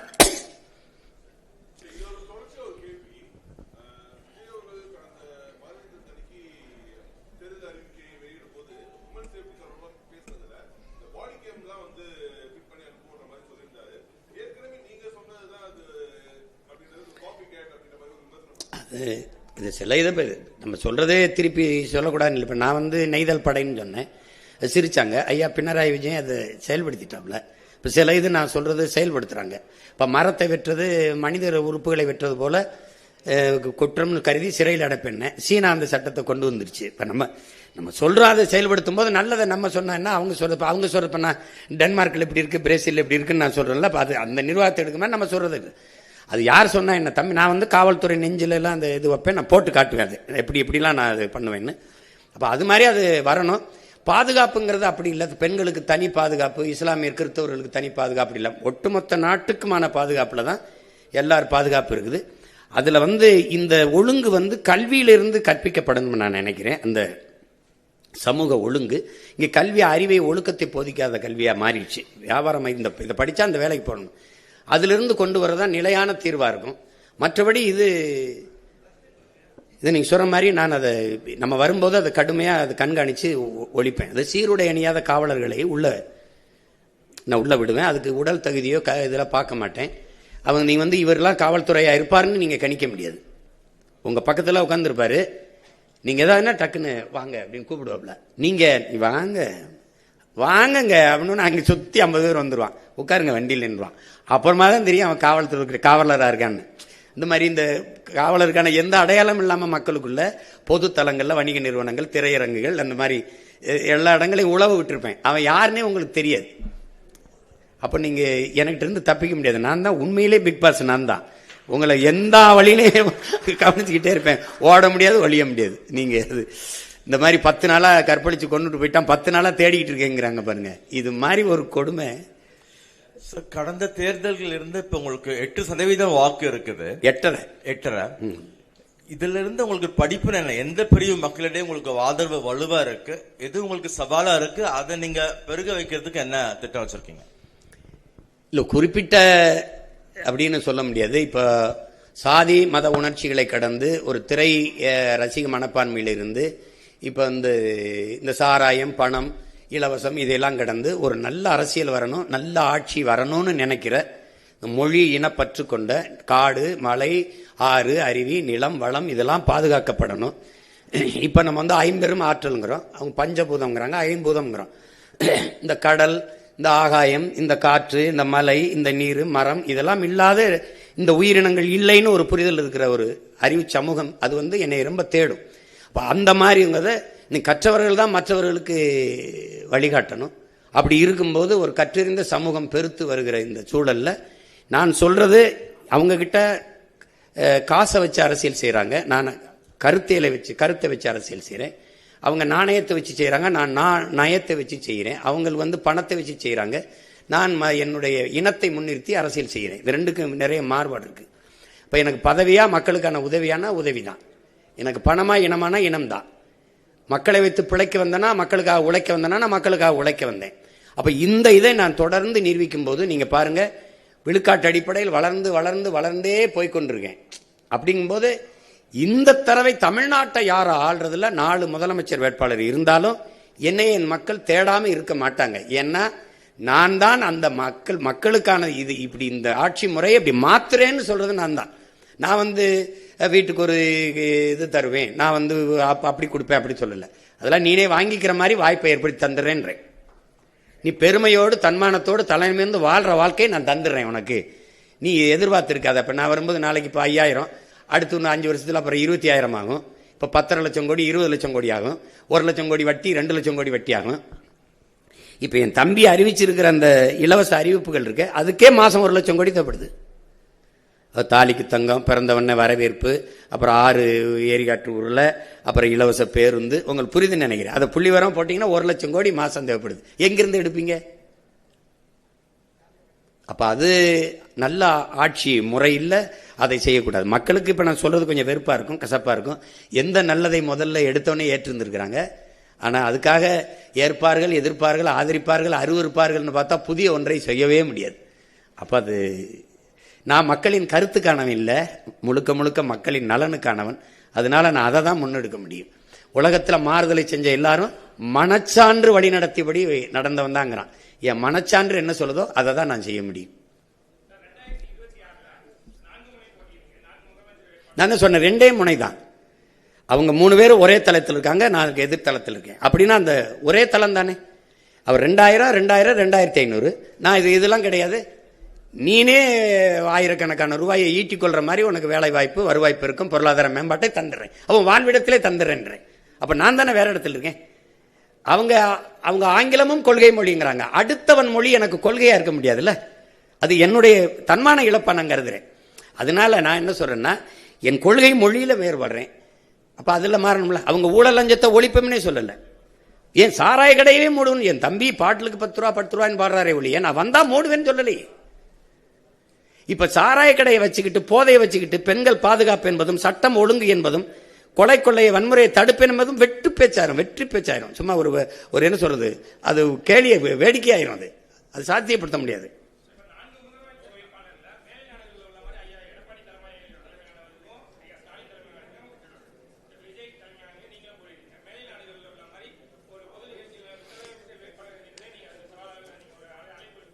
எத்தனை தடவை நான் கொடுத்துருக்கேன்னு நினைக்கிறீங்க? அன்னைக்கு கூட பேசினேன். இந்த இங்க நடந்த கூட்டத்தில் இந்த 4 முதலமைச்சர் வேட்பாளரையும் நிறுத்தி வச்சு ஒரு 10 நிமிடங்கள் வாய்ப்பு கொடுத்து பேச விடுங்க. நீங்க வந்தா என்ன செய்வீங்க, நீங்க வந்தா என்ன செய்வீங்க, நீங்க வந்தா என்ன செய்வீங்க, எனக்கு ஒரு வாய்ப்பு கொடுங்க. அப்படி இந்த மாதிரி நீங்க ஊடகங்கள்லாம் இது நீங்க ஏற்பாடு பண்ணுங்க, பண்ணி மக்கள்கிட்ட கொண்டு போகட்டும். யார் வந்தா நல்லா இருக்குமோ மக்கள் முடிவு செய்யட்டும். அவ்வளவுதானே. அது நான் தான் வருங்க, இருகரம் விரிச்சு தயாரா இருக்கேன். எந்த இடத்துக்கு வேணாலும் வரேன். நான் தான் சவாலே விடுறேங்கிறேன், நீங்க ஏற்கிறீங்களாங்கிறீங்க.